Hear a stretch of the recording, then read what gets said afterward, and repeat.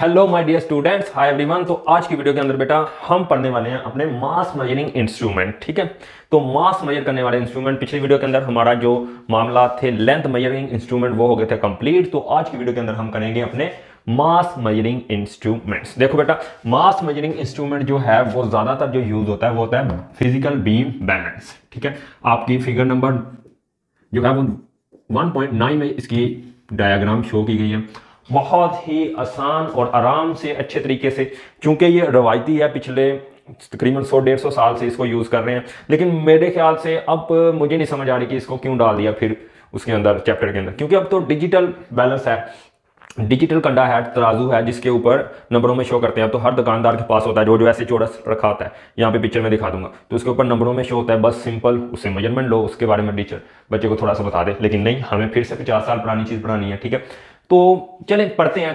ठीक है, तो एक तो है हमारा फिजिकल बैलेंस और दूसरा है स्प्रिंग बैलेंस। ठीक है बेटा, इसके ऊपर इतनी बात नहीं की गई, बुक वालों ने शुक्र है एक ही पेज दिया है, इसके ऊपर ज़्यादा चीज़ नहीं है समझने वाली। तो देखें, मास मेजरिंग वो कह रहे हैं बहुत से तरीके हैं, बहुत सी चीज़ें हैं। हम स्प्रिंग बैलेंस से मास निकाल सकते हैं, हम अपना फिजिकल बीम बैलेंस से निकाल सकते हैं, तराजू वगैरह से।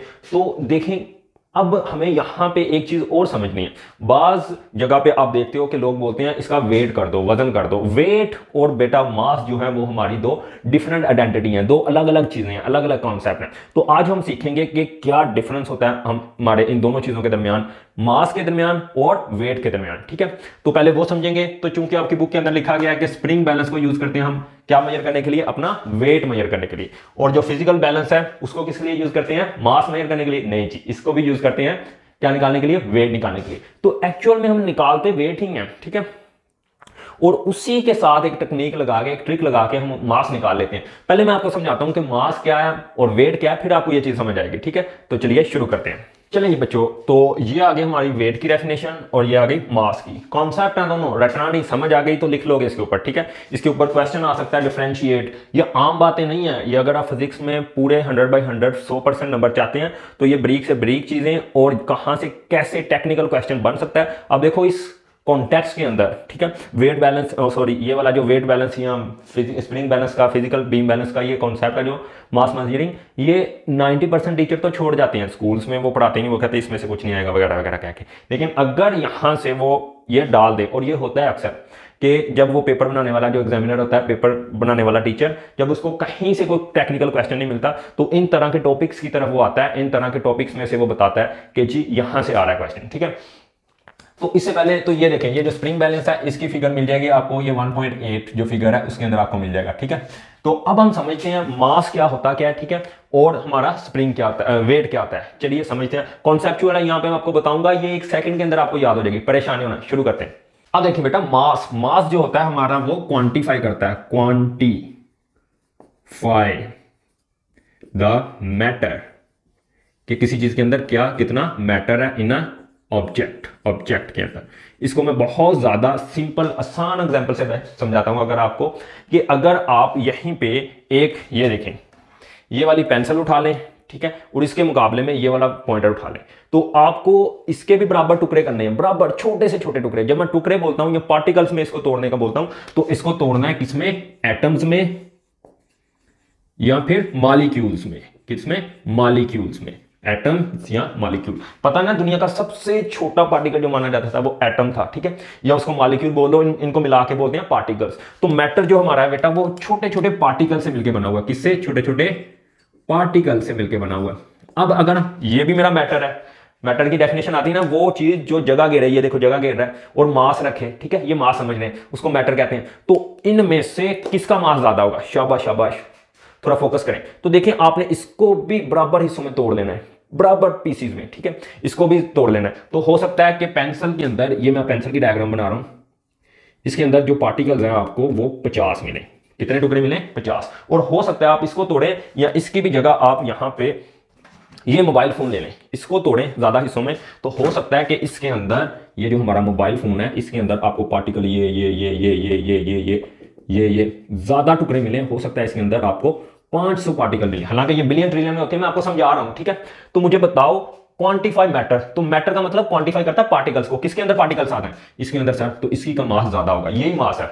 आपने 2 ऑब्जेक्ट लेके आने हैं, ठीक है, आपने एक मेरे जैसा बंदा लेके आना, ठीक है, उसके डोले, और एक बॉडी बिल्डर लेके आना, किसके मसल में किस ऑब्जेक्ट के अंदर ज्यादा कंटेंट है, ज्यादा पार्टिकल्स बड़े हुए हैं, उसका मास क्या होता है, ज्यादा होता है। फॉर एग्जांपल अगर यहीं पे आप एक इतना बराबर का बॉक्स लोहे का ले लें, लोहे का, ठीक है, और एक कप बोर्ड यानी जो हमारा गत्ता होता है उसका ले लें, ठीक है, या वो जो हमारी जो जाग होती है जो फ्रिजों वगैरह जब पैकिंग करते हैं वो वाली होती है, तो उसका अगर आप बराबर वॉल्यूम बराबर साइज के दोनों के बॉक्स लें, तो अगर हम उनको देखें तो मास किसका ज्यादा होगा, जो लोहे का आयरन का बॉक्स होगा। कौन से, आयरन का।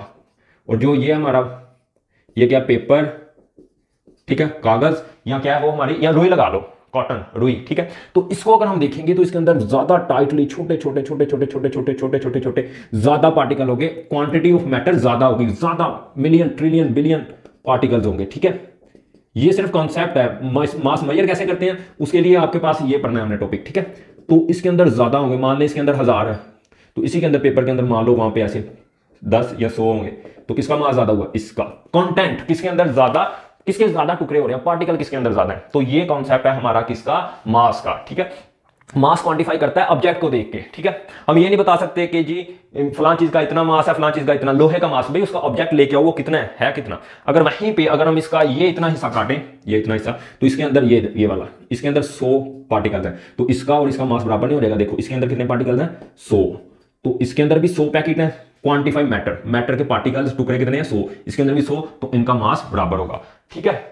ओके, समझ आ गई। तो mass is amount of matter, के कितना मैटर भरा हुआ है, ठीक है। ये साइज पे नहीं डिपेंड करता। अगर इसी की जगह ये लोहे की पेंसिल होती तो लोहे के अंदर ज्यादा कूट कूट के ज्यादा पार्टिकल्स होते हैं, ज्यादा मैटर छुपा होता है। इसके अंदर पता क्या आता है, इसके अंदर ये देखें, ये प्लास्टिक है, इसके अंदर एक पार्टिकल यहाँ पे, फिर एक यहाँ पे, फिर एक यहाँ पे, इनके दरमियान गैप होता है, तो इनका मास कंपैरिजन उनके मुकाबले में, लोहे के मुकाबले में कम होता है। अगर यहीं पे हम लोहे का टुकड़ा लें तो उनके अंदर एक पार्टिकल ये, एक फिर ये, एक फिर ये पास, फिर ये पास, फिर ये पास पास, मतलब उनके पास पार्टिकल पड़े होते हैं, तो ज्यादा वजन होता है। मतलब ये समझो कि एक ऐसी क्लास है जिसके अंदर सेम साइज की 2 क्लासें हैं, एक के अंदर 50 बच्चे पढ़ रहे हैं, ठीक है, तो उसके अंदर ज्यादा कंटेंट पड़ा हुआ है, उस क्लास का मास ज्यादा होगा, ज्यादा बच्चे हैं उसके अंदर, ज्यादा पार्टिकल है। लेकिन वहीं पे क्लास है उसके अंदर सिर्फ फैल के 10 या 12 बच्चे बैठे हुए हैं। अब मुझे बताएं किसका ज्यादा होगा मास, तो ये होता है कॉन्सेप्ट किसका, मास का। अब डेफिनेशन के लिए से देख लें तो it is measured in kilogram, ठीक है, केजी में मेजर करते हैं, ठीक है ना। 5 केजी 10 केजी ये जो चीजें लेके आते हैं तो वो आप कंटेंट लेके आ रहे होते हैं। फॉर एग्जांपल एक बंदा चावल लेके आया 1 केजी,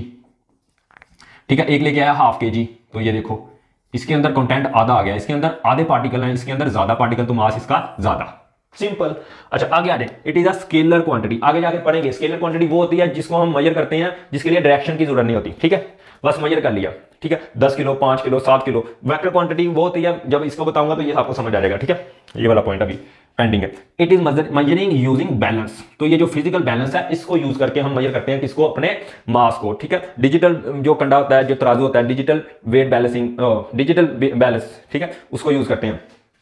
तो ये भी समझ आ गया। अब ये देखो अगली बात है, it is intrinsic property of a matter. Intrinsic मतलब होती है फितरती, बाय नेचर, बाय गॉड, ठीक है। तो यहां पे इसका मतलब है कि अगर कहीं पे आपको मैटर नजर आ रहा है, ठीक है, मैटर में आपको पेंसिल नजर आ रही है, उसके अंदर आपको ये माइक नजर आ रहा है, ये शर्ट नजर आ रही है, बाल नजर आ रहे हैं, आंखें नजर आ रही है, ये हाथ नजर आ रहे हैं, जहां पे मैटर है वहां पे मास होगा ही होगा, बात खत्म। अच्छा फिर मास है क्या, इसी को क्वांटिफाई करना, ठीक है। अगर आप मेरा ये बोर्ड मार्कर ले लें, ठीक है, इसको क्वांटिफाई करें, टुकड़े करें, 50 टुकड़े करें, इस पेंसिल के भी करें, बराबर करने हैं, ठीक है, तो इसके भी करें, तो किसके ज्यादा होंगे, जाहिर सी बात है सारे इसके ज्यादा, तो मास इसका ज्यादा। लेकिन कहीं पे माइक्रोस्कोपिकली अगर हम माइक्रोस्कोप के अंदर देखें तो दिखावा भी पड़ता है। एक जगह पे आपको प्लास्टिक मिले बड़ा, इतना बड़ा प्लास्टिक, और वहीं पे आपको इतना छोटा लोहा मिले, तो हो सकता है कि लोहे का मास ज्यादा हो, उसके अंदर कंटेंट ज्यादा हो, उसके अंदर मैटर ज्यादा हो। क्यों? क्योंकि उसके अंदर करीब करीब पड़ा होता है, ऐसे और करीब और करीब और करीब और करीब और करीब और करीब और करीब, ठीक है। तो आई होप आपको ये क्लियर हो गया होगा। It is independent from gravity. Gravity क्या आती है, देखो ये चीज ये जा रही है जमीन की तरफ, जमीन खींच रही है इसको, तो ये जमीन की ग्रेविटी से क्या होता है, फ्री होता है। फॉर एग्जांपल अगर यहां पे इसके ऊपर ग्रेविटी लग रही है जमीन की, ठीक है, फोर्स लग रही है मान लो 10 न्यूटन या ग्रेविटी, ठीक है, उससे ये इंडिपेंडेंट है। मतलब यहां पे ले जाओ इसको, चांद पे ले जाओ, कहीं पे भी ले जाओ, क्योंकि चांद की ग्रेविटी अलग होती है, चांद अलग फोर्स से खींचता है, अलग तरीके से खींचता है, क्योंकि पर्सन टू पर्सन भी हर बंदे की अलग डीलिंग होती है। फॉर एग्जांपल अगर आप मान लें कि आपको आपके अब्बू जान अलग तरीके से ट्रीट करते हैं, प्यार करते हैं, अम्मी जान अलग से, तो ये जो चीज है ये टोटली इंडिपेंडेंट है। ग्रेविटी जो है वो हमारी ग्रेविटी से इंडिपेंडेंट है, ठीक है। बेशक अगर ये पॉइंट अभी आपको नहीं समझ आ रहा है, इसके बाद आएगा, ठीक है। तो अब मैं आता हूं वेट की तरफ। वेट टोटली एक डिफरेंट चीज है, ठीक है। मैं ये रेज कर दूं फिर आपको समझ आएगा। अब देखो, अगर लास्ट वाला पॉइंट और ये पॉइंट नहीं समझ आया तो टेंशन नहीं लेनी, अब समझ आ जाएगा।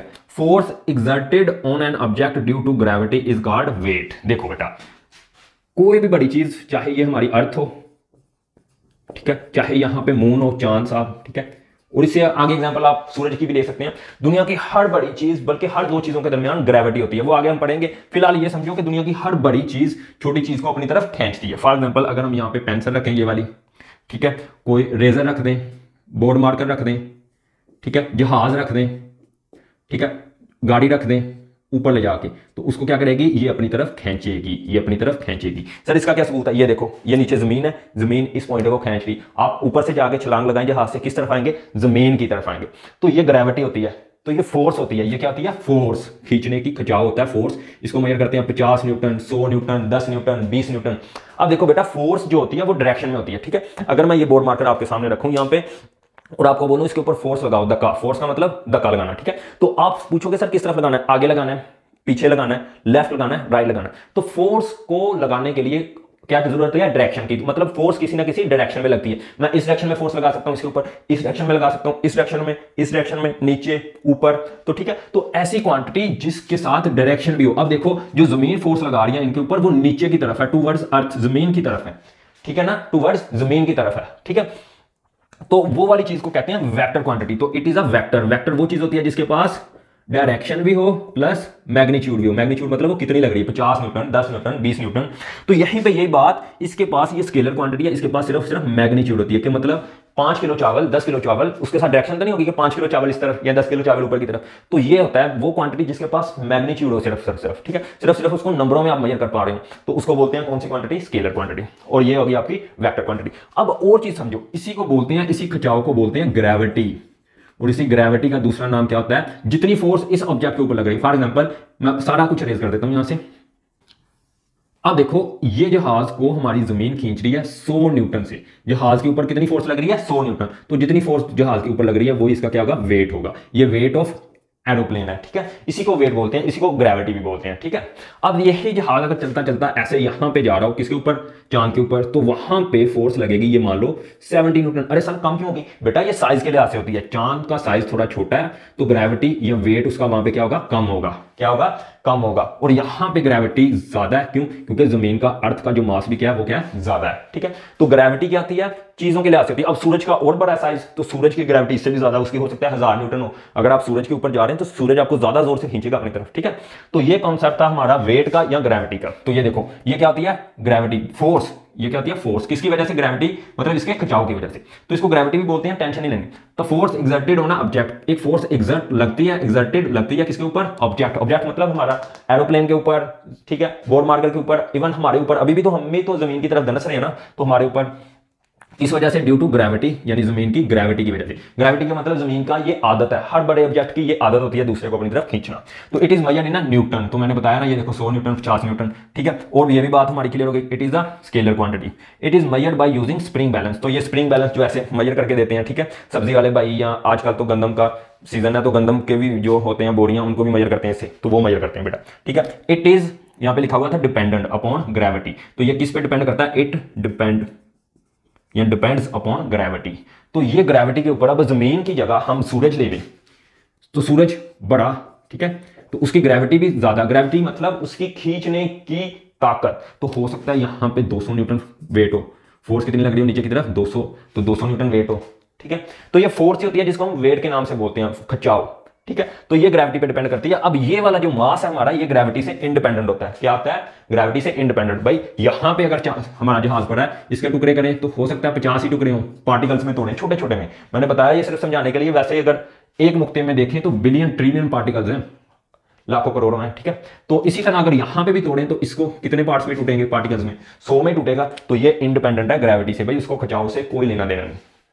तो आई होप आपका ये डिफरेंस समझ आ गया होगा। अगर व्हाट इज मास पूछे तो ये लिख के आए, अगर व्हाट इज वेट, सिर्फ वेट के बारे में पूछे ये लिख के आए, और बाकी सारी चीजें। अब ये था बेटा हमारा कॉन्सेप्ट कि वेट क्या होता है, मास क्या होता है। वो कह रहा है बुक वाला, या कह रहे हैं कि इवन हमारे बच्चे, हमारे बड़े छोटे, सब जिन्होंने फिजिक्स नहीं पढ़ी हुई, वो इंटरचेंज कर देते हैं। कभी इसको वेट बोलते हैं, कभी मास बोलते हैं। भाई दोनों अलग अलग आइडेंटिटीज हैं। हाँ, ये अलग बात है कि कभी भी कोई चीज, जिस चीज का मास नहीं है, उसका वेट भी पॉसिबल नहीं है।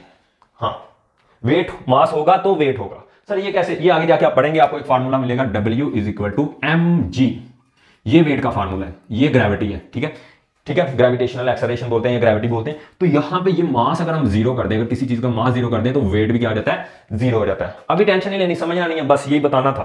तो आई होप आपका ये क्लियर हो गया होगा। चलिए जी बच्चों, तो व्हाट इज वेइंग, तो वेइंग क्या होता है हम ये समझेंगे, और what is the principle of levers, या मास मेजर किस, जब हम मास मेजर करते हैं, जब हम फिजिकल बैलेंस पढ़ते हैं, फिजिकल बैलेंस पढ़ते हैं, ठीक है, तो वो किस प्रिंसिपल के ऊपर काम करता है, तो उसके बारे में बात करेंगे। तो बेटा फिजिकल बैलेंस कुछ भी नहीं होता, ये तराजू होता है, ये यहाँ पे इसको बीम बोला जाता है इसकी, ठीक है, यहाँ पे ये जो सपोर्ट होती है, और एक यहाँ पे तराजू ऐसे लटका होता है, ठीक है, ऐसे ही मास्टर इसके ऊपर जोर दे दे के बनाते रहते हैं इसको, ये मुश्किल चीज नहीं है, और ना ही ऐसे। देखो अब देखो बेटा, ये काम करता है प्रिंसिपल ऑफ लीवर पे। प्रिंसिपल ऑफ लीवर क्या है मैं आपको अभी बताता हूं, ठीक है, इसी को प्रिंसिपल ऑफ मूवमेंट भी कहते हैं, प्रिंसिपल ऑफ मूवमेंट्स, ठीक है, और इसी को बेटा कपल भी कहते हैं, आगे जाके आप पढ़ लेंगे, ठीक है। और ये सारा का सारा कॉन्सेप्ट है किसके ऊपर, टॉर्क के ऊपर, किसके ऊपर, टॉर्क के ऊपर। अभी आप सिर्फ मतलब समझो, यहाँ पे प्रिंसिपल ऑफ लीवर के मतलब के फिजिकल बैलेंस, या जब भी हम मास मेजर करते हैं तो उसके पीछे कौन सा हमारा प्रिंसिपल होता है, कौन सा कानून होता है, तो प्रिंसिपल ऑफ लीवर। अब इसका मतलब क्या है, इसका मतलब अब ये है कि बेटा देखो, अगर तो मैं यहाँ पे ये मैंने अपना कुछ पैकेज रख दिया, कुछ समझ लो पकोड़े डाल के रख दिया या जलेबी या कुछ भी डाल के रख दिया प्लेट के अंदर, इसको मेजर करना है तो इसके बराबर स्टैंडर्ड मास हम यहाँ पे रखेंगे। क्या कहते हैं इसको, स्टैंडर्ड मास। फॉर एग्जाम्पल अगर आप दुकान वाले के पास गए, आपने कहा जी मुझे 1 किलो जलेबी दे दे, तो यहाँ पे 1 kg का स्टैंडर्ड मास रखेगा, वो जो ऐसे बट्टे से बने होते हैं, ठीक है, वो 1 kg का यहाँ पे रखेगा, ठीक है। फिर यहाँ पे जलेबियां डालता जाएगा, डालता जाएगा, डालता जाएगा, डालता जाएगा, ठीक है। तो जब ये दोनों चीजें, ये नीचे होगा ये ऊपर होगा, तो जब ये दोनों चीजें ऐसे आके एक दूसरे के बराबर हो जाएंगी या हल्का हल्का ऐसे झूलना शुरू कर देंगी, तब हम कहेंगे कि ये इसका मास भी कितना हो गया, 1 kg हो गया। तो इसका मतलब हम मास कैसे मेजर करते हैं, we measure mass by comparing, compare करके अननोन मास, यानी जो मास हमें नहीं पता, unknown mass with standard known mass, जो मास हमें स्टैंडर्ड पक्का पता है, जिसको दुकानदार बोलते हैं किलो का बट्टा रख दो, 2 किलो का रख दो, वो वाला। तो ये देखो ये अननोन था हमारे लिए, ये नहीं हमें पता था कि कितना है, हम रखते गए, जब दोनों बैलेंस हो गए, बराबर हो गए, वो जो बच्चों वाला झूला होता है ऐसे ऐसे, वो जब बैलेंस हो जाता है, इसका मतलब इस तरफ भी मास बराबर, इस तरफ भी 50 किलो का बच्चा बैठा है तो इस तरफ भी 50 किलो का बैठा है, ठीक है। अगर वो सेंटर में आए, ये कपल मूवमेंट सारा कॉन्सेप्ट लगेगा, ठीक है। तो ये चीजें अभी हमने सिर्फ ये समझा कि ये मतलब होता है प्रिंसिपल ऑफ लीवर्स का, या प्रिंसिपल ऑफ मूवमेंट्स, या कपल, और इसके पीछे जो टार्क है वो सारा कॉन्सेप्ट। तो अगर इस तरफ 1 kg तो इस तरफ भी 1 kg, तो वो बैलेंस हो जाएगा, ठीक है। तो इसको बोलते हैं बैलेंसिंग पोजीशन या प्रिंसिपल ऑफ लीवर, ठीक है बच्चों। तो अब बेटा हमारा ये भी कॉन्सेप्ट हो गया, ये भी हो गया। अब एक आपके बुक के अंदर फिजिकल बीम बना हुआ है, वो 1.9, वो तो मैं आपको बुक से रीडिंग करवा दूंगा, बता दूंगा कि कैसे कैसे मेजरमेंट्स लेते हैं, वो इतना इंपॉर्टेंट भी नहीं है। लेकिन लीस्ट काउंट का कॉन्सेप्ट यहाँ पे इंपॉर्टेंट है। तो कॉन्सेप्ट ऑफ लीस्ट काउंट यहाँ पे आपकी फॉर योर इंफॉर्मेशन में लिखा हुआ है कि सबसे बेहतरीन जो हमारा क्या है बैलेंस मेजरिंग इंस्ट्रूमेंट है, मास मेजर करने वाला, वो है डिजिटल इलेक्ट्रॉनिक बैलेंस, यानी जो बिजली वाला कंडा होता है, जिसके ऊपर तराजू होता है, जिसके ऊपर ऐसे ऊपर शीट लगी होती है बड़ी प्यारी, उसके ऊपर चीज रखते हैं, तो वो नीचे आगे डिजिट में आपको बता देता है कि जी 1.7 kg आ गई, इतने रुपए से पैसों की आ गई। तो वो सबसे बेस्ट होता है क्योंकि उसका लीस्ट काउंट बहुत बहुत छोटा होता है। अब हम समझते हैं कि क्या कहानी है इसके अंदर लीस्ट काउंट की, मजा आने वाला है। ये प्लस पैकेज पॉइंट है आपका, जो आप यहां से लीस्ट काउंट सीख के जाएंगे और मैथ्स और वेट का कॉन्सेप्ट सीख के जाएंगे। बाकी इसमें कुछ इतना इंपॉर्टेंट नहीं, तो मैं उसका थोड़ा बहुत लिख लूं फिर आपको मैं बताता हूं, ठीक है। चलें जी बेटा, तो ये आपकी for your information the most precise balance, यानी जो सबसे प्यारा तराजू है, बैलेंस है, कंडा है, ठीक है, is a digital electronic balance, वो ही, ठीक है। ये भी, इसमें भी कैटेगरी होती हैं, जो वो सुनार होते हैं, जो सोना बेचने वाले होते हैं, उनके पास और होता है ये, और ये जो हमारे आम शॉपकीपर होते हैं, दुकानदार होते हैं, इनके पास और होता है। जो हमारे शॉपकीपर्स के पास होता है, शॉपकीपर्स के पास उसका जो लीस्ट काउंट होता है, उसका वो लीस्ट काउंट होता है तकरीबन 1 ग्राम, ठीक है, बेशक वो डिजिटल हो, ठीक है। 1 ग्राम का मतलब कि वो कम से कम 1 ग्राम लीस्ट काउंट तक मेजर कर सकते हैं। आधा ग्राम अगर कोई चीज आप रखेंगे, फॉर एग्जांपल आपने उसको तराजू की शक्ल में सोचो, ठीक है, तो ये एक साइड पे ये तराजू, ठीक है, ये दूसरी साइड पे दूसरा तराजू, ठीक है। तो उसके अंदर अगर आप ऐसी चीज रखो जिसका आपको वजन पता है 0.5 ग्राम, आधा ग्राम है, तो ये डिटेक्ट ही नहीं करेगा, वो उसके ऊपर 0 ही शो करेगा। अगर ये भी हम बनाएं अपना डिजिटल कंडा, इसके ऊपर ये आपने 0.5 ग्राम की कोई चीज रख दी है, तो यहाँ पे आपको रीडिंग कितनी आएगी, 0 ग्राम, ठीक है, वो वैल्यू नहीं बताएगा। क्यों? क्योंकि उसके अंदर छोटे से छोटा स्टैंडर्ड मास मेजर करने की कितनी कैपेसिटी है, 1 ग्राम। हाँ, अगर यहाँ पे आप 1.5 ग्राम रखेंगे, 1.5 ग्राम, तो वो इसको भी राउंड ऑफ करके तकरीबन 1 ग्राम बताएगा। हाँ, अगर आप 2.5 रखते हैं तो वो 2 ग्राम बताएगा, उसको कितना बताएगा, 2 ग्राम बताएगा। तो ये एक समझ लें कि कोई भी मेजरमेंट जब हम किसी भी इंस्ट्रूमेंट से लेते हैं वो अप्रोक्सीमेट होती है, राउंड ऑफ की होती है, लगभग लगभग होती है। फॉर एग्जाम्पल, जब इसकी प्रॉपर्टी नहीं है, आप एक चीज है, आपके पास वेट बैलेंस है, ठीक है, कंडा, सिंपल सादा सा एग्जांपल समझे, ठीक है, यहां पे और भैया जी यहां पे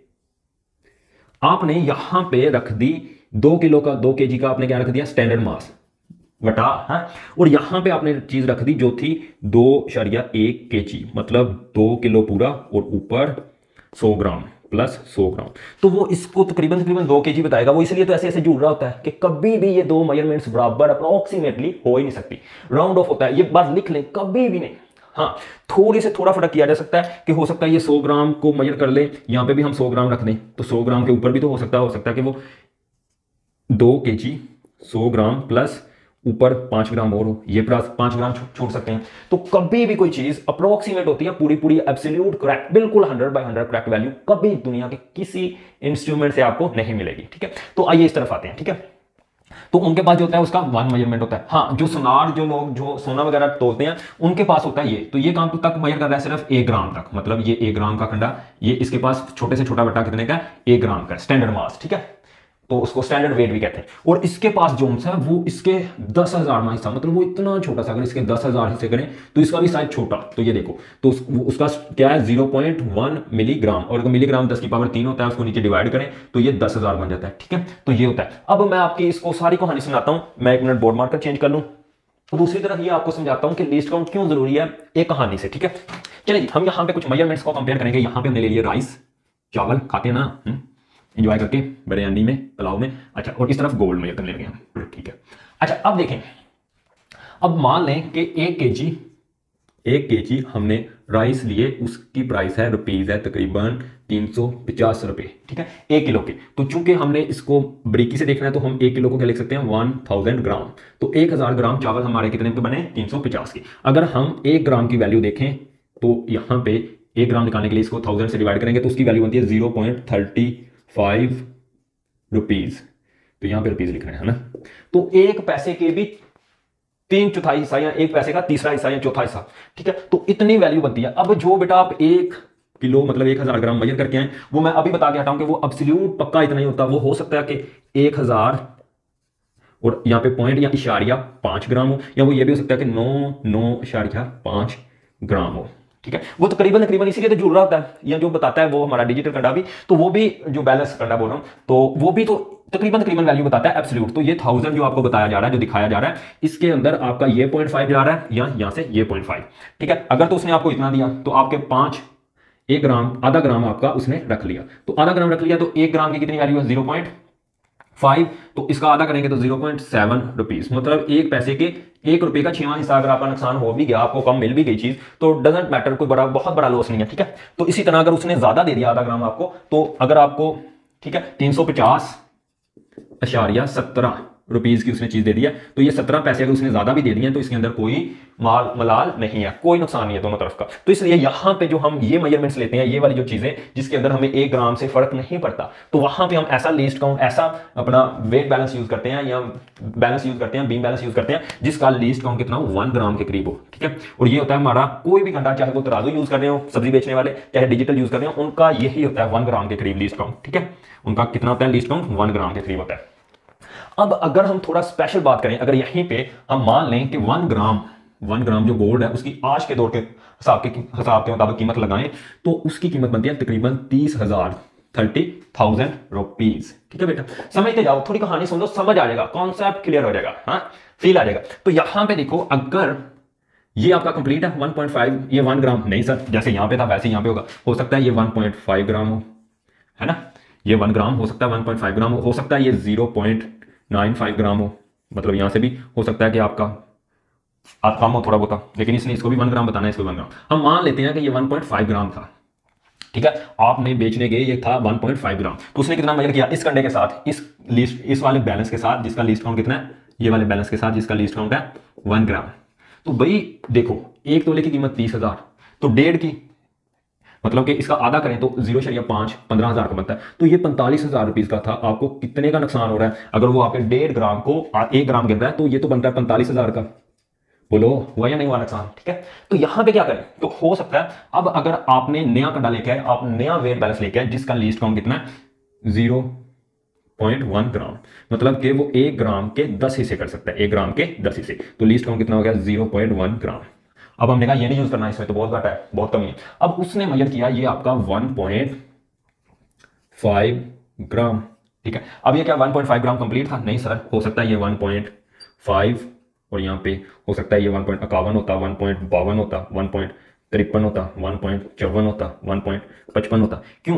क्योंकि हमें तो यहां तक क्लियर है कि जी 1.5 ग्राम है, 1.5 के ऊपर 51 है, 52 है, 53 है, 54 है, 55 है, ये क्लियर नहीं है। क्यों? क्योंकि इससे आगे ये मेजर ही नहीं कर सकता, ठीक है ना। तो अगर हम ये वैल्यूज भी छोड़ दें, हम माने ये कि ये इतना है, मतलब इस दफा हमारा कितना गोल्ड खाया गया 0.01 ग्राम, ठीक है। तो तब कितनी प्राइस बनती है इसकी? अगर हम लेके चले 1.51 ग्राम, तो इसकी प्राइस बेटा बनती है, मैं आपको दिखाता हूं कैलकुलेट करके, तो इसकी बनती है 45,064 यानी 45,460 रुपए। तो अभी भी आपके 460 आपको कम मिल रहे हैं। फिर आपने कहा कि मैं एक और लेके आ रहा हूं बैलेंस कंडा, जो जिसका आपका वेट मैं ये रेज कर दूं, या चलो यहीं पे कर लेते हैं, जिसका वेट बैलेंस कितना होगा, जिसका लीस्ट काउंट कितना होगा 0.01 ग्राम, मतलब कि वो आपको मेजरमेंट देगा कितनी 100 हिस्सों में से। ये कितने में से दे रहा था? 10 हिस्सों में से। तो ये बता रहा था कि आपकी अगर 1 ग्राम प्लस आगे अगर 1 ग्राम को 10 हिस्सों में तोड़ें तो उसमें से 5 हिस्से आपके हैं। हाँ, अगर 100 में तोड़ें तो 51, तो वो नहीं दे रहा था। अब अगर हमने उसके साथ मेजरमेंट ली तो मान लो हमारी ये मेजरमेंट आ गई 1.51 ग्राम, तो अब ये भी कंप्लीट नहीं है, हो सकता है कि ये आगे ये वैल्यू 1.513 ग्राम, क्योंकि ये 100 में से बता रहा है कि 1 ग्राम पूरा कंप्लीट प्लस दूसरा 500, दूसरे 51 है 100 में से, कितने हैं 100 में से 51 है। तो अगर इसके 1000 टुकड़े करें तो 51 से आगे, यहाँ पे 51 के आगे हो सकता है कि अगर हम इसको 1000 में से देखें तो ये हो सकता है कि 511 हो, 512 हो, 513 हो, तो कुछ भी हो सकता है। तो अब अगर ये मेजरमेंट होती तब प्राइस कितनी बननी थी? तब प्राइस बननी थी इसकी, मैं बताता हूं आपको कैलकुलेट करके, तो 45,880 रुपीज, मतलब कि अभी भी अगर हम इसको 400 माने, ठीक है, अगर 45,400 तो 800, तो 400 का फर्क अभी भी था, ठीक है। तो इसका मतलब आप जितना लीस्ट काउंट छोटा करते जाएंगे उतना ब्रीक से ब्रीक वैल्यू आती जाएगी और उतने की कीमत आपको मिलती जाएगी। अदरवाइज अगर आप इतनी बड़ी वाला यूज करेंगे तो बहुत ज्यादा कमी आएगी। अब एक वैल्यू और देख लें, मतलब कि जब हमने बेटा ये मेजरमेंट ली तो हमारा लीस्ट काउंट कितना था 0.001 ग्राम, तकरीबन इसको लिखें तो ये बनता है 1 मिलीग्राम, ठीक है। साइंटिफिक नोटेशन में लिखें तो 10 की पावर -3 आ जाएगा। तो अगर हम इसकी मेजरमेंट लें बेटा एक और, अगर हम देखें तो ये भी तो एब्सोल्यूट वैल्यू नहीं है, 1.513 ग्राम, तो ये कितने का था हमारा? ये था 45,880 रुपए का, तकरीबन 400 रुपए का। अब अगर हम वो वाला एक और बीम यूज करें जिसका लीस्ट काउंट हो 0.0001 ग्राम, तकरीबन 0.1 मिलीग्राम, ये वाला देखो इसका भी कितना है 0.1 मिलीग्राम, तो ये यूज करेंगे तो ये मेजर कर पाएगा 1.5, ठीक है, अशारी के बाद 4 नंबर 13, अगर मान लो यहाँ पे 4 ग्राम। अब इसकी प्राइस कितनी होगी? तो इसकी प्राइस होगी 45,993 रुपीज, सॉरी 893 रुपीज। तो अब ये देखो, अब सिर्फ 13 रुपए का फर्क आ रहा है, तो इतने पैसे हम छोड़ सकते हैं। तो जब आपने वो चीज मेजर करनी है, वो चीज मेजर करनी है कि जो बहुत बहुत ज्यादा क्वांटिटी में छोटी भी महंगी है, तो आपने लीस्ट काउंट छोटे वाला यूज करना है। अब यहाँ पे ये देखो, ये वाला जो डिजिटल जो आपका बैलेंस है ना, ये महंगा होता है, महंगे से मुराद तकरीबन 35 से 50,000 का, 70,000 का, इतने के दरमियान हो सकता है। तो अब जब आप शॉप खोल रहे हैं तो आपने इतना महंगा क्यों लेके आना? आप 10-12 हज़ार का ये लेके आए जिसका लीस्ट काउंट 1 ग्राम है। लेकिन अगर आपने इस लेवल पे मेजरमेंट करनी है, ठीक है, कोई चीज बेचनी है तो लेनी है, तो वहां पे आपको ये वाला यूज करना पड़ेगा, ठीक है। इसकी अहमियत भी है यहाँ पे ये वाला यूज नहीं कर सकते, और यहाँ पे अगर आप ये वाला यूज करेंगे तो कितना ही नुकसान हो रहा था, 1 रुपए कम नहीं पैसों का हो रहा था, तो वो हो भी जाए तो उसमें कोई मसला नहीं है। तो ये कॉन्सेप्ट है हमारा लीस्ट काउंट का। अब मैं थोड़ी सी बस 2-3 मिनट में आपको बता देता हूं कि किस तरह से हमने मेजरमेंट्स लेनी है, यानी जो व्हाट इज वेइंग लिखा हुआ था वो वेइंग का तरीका, मतलब उनको कंपेयर करना, ठीक है। इधर पहले हमने अपने वो रख लेने हैं स्टैंडर्ड मास बटा 2 किलो का 3 किलो का, तो इसको इसके साथ जो बैलेंस करने का तरीका है उसको कहते हैं वेइंग, ठीक है। तो ये समझते हैं जो बुक के अंदर दिया गया है, ठीक है। फिजिकल बैलेंस का थोड़ी बहुत उसके अंदर थोड़े स्पेशल पॉइंट है, वो बता दूं, बस 2-3 मिनट लगेंगे, तो ये भी आपका कट डाउन क्लियर। चलिए बच्चों, तो ये हमारा लगा हुआ है बेटा वही फिजिकल बैलेंस या वे बैलेंस बोल रहे हैं इसको, तो इसी के बारे में बात करनी है। तो ये देखें, ये देखो जो एक मास को दूसरे मास के साथ कंपेयर करने का तरीका है, यानी इसके अंदर हम अपना वो रख देंगे noun balance, for example 1 kg 2 kg ऐसे वो बैलेंस रख देंगे यहाँ पे। तो इसके अंदर अननाउन चीज़ें जलेबियाँ जो एग्जांपल दी थी वो रख देंगे। तो इस तरह से एक अननाउन जो हमारा है मास उसको कंपेयर करना नाउन मास स्टैंडर्ड मास वट्टे के साथ, तो इसी को वेइंग बोलते हैं। अब लेबोरेटरीज के अंदर जो हमारा फिजिकल बैलेंस होता है तो वो ये वाला होता है, ठीक है, ये वाला। अब इसको यूज़ कैसे करते हैं, सबसे पहले देखें ये पॉइंट लिखे हुए हैं कि इसको इस्तेमाल कैसे करते हैं बस। तो number 1, level base of a balance using levelling screw until the plumb line is exactly above the pointed mark. तो यहाँ पे कोई पॉइंटेड मार्क होगा, कोई निशान होगा, देखो तो ये प्लम लाइन ये ऐसे लटक रही होती है, ये वो होती है मिस्त्रियों के पास नहीं होती जो चकोर सी नीचे की तरफ, ठीक है, तो वो होती है प्लम लाइन, ठीक है। इसको क्या करना है, इससे ऊपर लेके जाना है, वो यहाँ से यहाँ आ जाएगी, ठीक है। कैसे आएगी, ये आपको नजर आ रहे हैं लेवलिंग स्क्रू। फॉर एग्जांपल होता ये है कि बेटा ये जो आपका नीचे का ये जो होता है, ठीक है, ये ऐसे बैलेंस होना चाहिए, ऐसे टेढ़ा नहीं होना चाहिए। अगर इस साइड से टेढ़ा है तो हम ये वाला जो पॉइंट है, ये जो स्क्रू है, इसको ऐसे टाइट करेंगे तो ये ऐसे ऊपर चला जाएगा, ठीक है। तो पहला काम ये करना है। दूसरा, turn the knob so that the pans of a balance are raised up. अब आपने क्या करना है, आपने ये वाला दरमियान वाला जो है अपना स्क्रू या जिसको नॉब भी कहते हैं, इसको टर्न करना है। क्यों करना है, क्योंकि हुआ क्या होगा, आपके ये जो पैन है, ये जो बर्तन है, ये इसके साथ यहाँ पे अटैच होते हैं, जुड़े होते हैं, इसके ऊपर पड़े होते हैं, इनको राइज करना होता है, ऊपर हटाना होता है। जैसे वो उठाता है ना, जो क्या कहते हैं सब्जी देने वाला, ऐसे अपना वो ऐसे करके अपना वो उठाता है ऊपर कंडा, ऐसे ऐसे ऐसे मेजरमेंट लेने के लिए, तो बस ऐसे दरमियान पे उठाता है। तो बस जस्ट ये चीज़। अब इज द बीम हॉरिजेंटल। अब ये जो चीज़ है बेटा, ये जो बनी हुई है, इसको बीम कहते हैं, ठीक है। इसको भी ऐसे हॉरिजेंटल होना चाहिए, बिल्कुल सीधी, ठीक है, ऐसे बिल्कुल ना ऐसे हल्की टेढ़ी हो ना इधर टेढ़ी हो, ठीक है। तो ये चीज़ and pointer at the centre of the scale. तो बेटा यहाँ पे अगर आप देखोगे गौर से, अतफाक से आपको मिल जाए, तो यहाँ पे एक क्या आता है, ऐसे स्केल लगाता है। तो ऐसे मैं यहाँ पे बना के देखता हूँ, तो ये देखो, तो इसको ऐसे टावर बोलते हैं, टावर, या तो इस वाले को ऐसे टावर बोलते हैं, ठीक है। तो इसके यहाँ पे स्केल होता है ऐसे, यहाँ पे ऐसे ऐसे ऐसे, यहाँ पे दरमियान में क्या होगा 0, यहाँ पे 5, यहाँ पे 7, 10, इस तरह करके। तो वो जो आपका पॉइंटर बात कर रहा है, यहाँ पे एक सुई होगी नीडल, वो कह रहा है बिल्कुल 0 पे होनी चाहिए। ये कब होगी, जब आपका बीम ऐसे इस तरह से हॉरिजॉन्टल होगा, ना कि ऐसे टेढ़ा होगा, ना कि ऐसे इस तरफ टेढ़ा होगा, ऐसे बिल्कुल जब सीधा होगा तब होगी, ठीक है।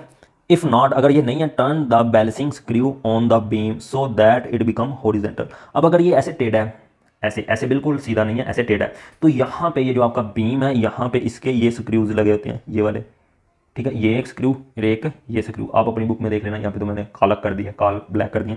तो उनको आपने टाइट वगैरह करना है, तो उनसे ये बिल्कुल हॉरिजॉन्टल हो जाएगा। अच्छा, अब आगे आ जाए, अब काम शुरू हो गया। अब place the object to be weighted on the left pan. जो चीज़ आपने जलेबी वगैरह का वजन करना है, वेट करना है, मास निकालना है, उसको यहाँ पे रख दे, ठीक है, लेफ्ट वाली पान में, बर्तन में, पान में, ठीक है। अच्छा, प्लेस द नाउन वेट, जो आपका 1 किलो का 2 किलो का बट्टा है, जो जिसका आपको पता है, वो इसमें डाल दें, ठीक है, फ्रॉम द वेट बॉक्स। तो वो वेट बॉक्स एक यहाँ पे आपको इसके साथ दिया होता है, ठीक है, in the right palm using forceps. Forceps वो चिमटा सा होता है जिसे हम ऐसे चीज़ को ऐसे उठा के ऐसे अंदर रखते हैं, हाथ से या किसी और चीज़ से नहीं ना रखना, ताकि सारा डिस्टर्ब ना हो सिस्टम, ठीक है। अच्छा जी, adjust weight so that the pointer remain on 0 or oscillate equal on the both side of the 0 of the scale। अब यहाँ पे आपने ये आपका एक बर्तन, ये दूसरा, अब आपने उसके अंदर 1 ग्राम रखा, फिर 1 kg का वेट रखा, फिर उसके अंदर 1 ग्राम रखेंगे, फिर आधा ग्राम रखेंगे। तो इस तरह एडजस्ट करते जाना है, और तब तक एडजस्ट करते जाना है जब तक ये जो पॉइंटर है, ये नीडल है, यहाँ पे ये 0 पे ना रहे, या ये 0 के इधर इधर लेफ्ट राइट ओसिलेट ना करती रहे, हल्की हल्की ये क्या करेगी, ऐसे 0 के इर्द गिर्द ऐसे ऐसे ऐसे ओसिलेट करेगी, ठीक है। बस जी, अब मेजर हो गया। अब the total of a standard masses, यानी ये जो आपने रखे थे यहाँ पे 1 kg प्लस 1 ग्राम, तो ये कितना बन गया, 1.1 ग्राम, ठीक है। तो साथ में जितना भी आपने रखा था, तो वही मास किसका होगा, यहाँ पे जो जलेबी रखी है उसका होगा, ठीक है। Is measure of a mass of the object in the left palm. तो ये जो लेफ्ट साइड पे रखा है उसका मास भी इसके बराबर होगा। अगर यहाँ पे आपने 1 kg का स्टैंडर्ड मास रखा है तो इसका मास भी 1 kg, अगर 10 kg का रखा है तो इसका भी 10 kg। तो बस दैट्स इट। तो स्टूडेंट्स, ये है हमारा फिजिकल बीम बैलेंस, जिसकी फिगर 1.9 आपकी बुक के अंदर दिखाई गई है। आइए इसको देखते हैं मोटे मोटे तौर पे ये क्या होता है। ये लेफ़्ट और राइट साइड दोनों तरफ आपको 2 स्क्रू नज़र आ रहे हैं, जो इसको बैलेंस करने के लिए होते हैं। बैलेंस करने से मुराद, अगर एक साइड ऊंची हो और दूसरी उसकी निस्बत नीचे हो, तो इस स्क्रू को हम क्या करते हैं, टाइट या लूज़ करते हैं, जिससे दोनों साइडें बैलेंस हो जाती हैं। नेक्स्ट जो हमारा पार्ट है उसको हम पिलर कहते हैं। ये जो स्टेम जैसा खड़ा हुआ है इसको पिलर कहते हैं। नेक्स्ट जो आपको नीचे ये वाला दिख रहा है, इसको स्केल कहते हैं। इसके इर्द गिर्द जो हमारी नीडल है वो क्या करती रहती है, ओसिलेट करती है, कभी इधर कभी उधर वाइब्रेट करती है, आगे पीछे जाती है, ठीक है। आगे नेक्स्ट हमारे पास है ये वाली चीज़ बेटा, ये जिसके ऊपर उंगली है, ये हमारा बीम, इसे कहते हैं बीम, ठीक है। नेक्स्ट इसी बीम के कॉर्नर्स पे आप ये जो स्क्रू देख रहे हैं, इन दोनों साइडों पे होते हैं सिल्वर गोल्डन, इनको कहते हैं बैलेंसिंग स्क्रूज। ये दोनों तरफ होते हैं, ये बीम को बैलेंस करने के लिए होते हैं, मतलब कि ये दरमियान में बिल्कुल हॉरिजॉन्टल रहे, ना उधर की तरफ टेढ़ा हो ना उसकी तरफ टेढ़ा हो, ठीक है। ये दोनों, ये एक इस साइड पे और दूसरा दूसरी साइड पे। नेक्स्ट हमारे पास बेटा ये स्क्रू है, जिसको नॉब भी कहते हैं। इसको यूज़ करते हैं हमारे जो पान्स हैं, वो देखें आपको ऊपर नीचे होता नज़र आता है, ये जो ऊपर टावर्स है इसको ऊपर करने के लिए, और इसके साथ ये जो हमारे बर्तन होते हैं ये राइज़ होते हैं। पहले ये वहाँ पे सरफस ज़मीन के साथ लगे होते हैं जो वो जगह है, फिर ये उससे ऊपर उठ जाते हैं, ठीक है।